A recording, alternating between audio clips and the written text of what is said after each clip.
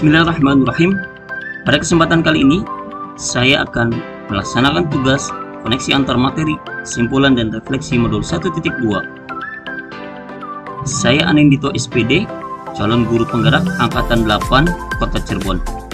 Fasilitator saya yaitu Ibu Fitri Novita SPD MPD dan pengajar praktiknya yaitu Bapak Agung Gumilar.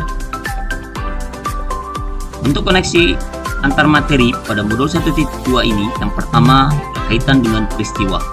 Momen yang paling penting atau menantang atau mencerahkan bagi saya dalam proses pembelajaran modul 1.1 hingga modul 1.2 adalah pada modul 1.1 ada hal yang sangat menantang dan paling penting serta mencerahkan bagi saya dalam proses pembelajaran, yaitu tentang bagaimana pemikiran Ki Hajar Dewantara, yaitu landasan dasar pemikiran tersebut.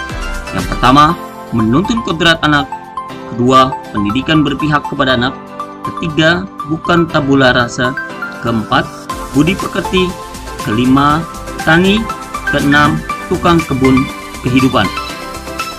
Pada modul 1.2, hal yang paling penting atau menantang atau mencerahkan bagi saya yaitu ketika saya belajar tentang nilai dan peran guru penggerak. Nilai guru penggerak yang pertama, berpihak pada murid, reflektif, mandiri, kolaboratif, dan inovatif. Peran guru penggerak itu sendiri yaitu pemimpin pembelajaran, coach bagi guru lain, mendorong kolaborasi, mewujudkan kepemimpinan murid, dan penggerak komunitas praktis. Kedua modul ini, modul 1.1 dan 1.2, yang sangat menantang sekali yaitu ketika pelaksanaan proses aksi nyata.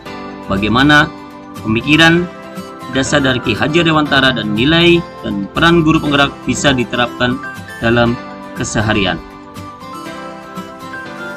Selanjutnya yaitu perasaan. Saat momen itu terjadi, saya seperti bagaikan hal yang sangat luar biasa dan dirasakan oleh saya, yaitu saat momen itu terjadi, saya seperti bagaikan yang pertama yaitu anak yang baru belajar berlari. Ketika kita baru belajar berjalan kemudian menuju berlari, ini merupakan suatu hal yang sangat luar biasa, di mana kita belajar lebih mengenal dan belajar lebih mendalam lagi agar kita tidak tertinggal. Yang kedua, orang yang bebas tidak beraturan. Saya itu seperti orang yang bebas mengajar sebebas-bebasnya tapi tidak beraturan, tanpa mengetahui makna yang dilakukan. Kemudian yang ketiga, orang yang menemukan pencerahan di waktu kegelapan.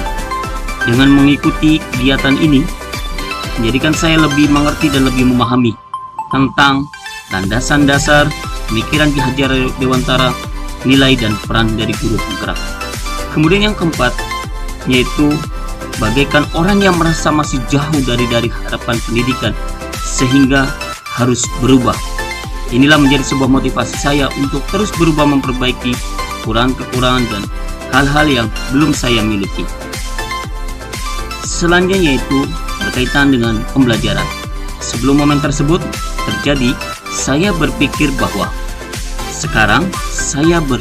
bahwa yang pertama yaitu sebelum momen tersebut terjadi, saya berpikir bahwa guru harus lebih dominan dalam KBM.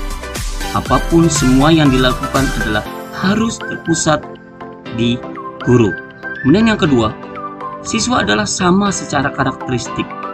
Semuanya sama karena mereka manusia, sama-sama makan nasi. Kemudian yang ketiga, yaitu ketuntasan materi dan KKM sangatlah penting sekali, menjadi sebuah target utama agar itu bisa tercapai dengan nilai yang sangat memuaskan sekali. Kemudian yang keempat, menjadi guru lebih baik sendiri saja juga cukup, tanpa harus melakukan kolaborasi dengan guru yang lain. Dimulai dari diri saya sendiri saja, habis itu saya meningkatkan diri saya sendiri tanpa mengajak rekan-rekan sejawat. Dari situ, sekarang saya berpikir bahwa setelah mengikuti kegiatan ini, modul 1.1 dan 1.2, saya berpikir bahwa satu, siswa menjadi pusat pembelajaran, bukan guru. Dua, siswa memiliki karakteristik yang berbeda dan memiliki kebutuhan yang berbeda-beda, sehingga pemberian layanan kepada mereka pun tentu harus berbeda.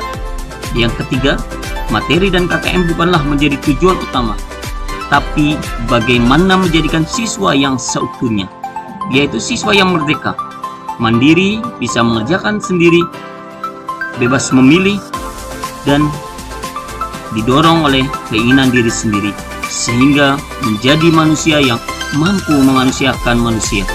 Dan yang keempat, guru harus melakukan kolaborasi dengan semuanya, agar kebermanfaatan bukan hanya pada dirinya sendiri, tetapi kepada orang lain juga.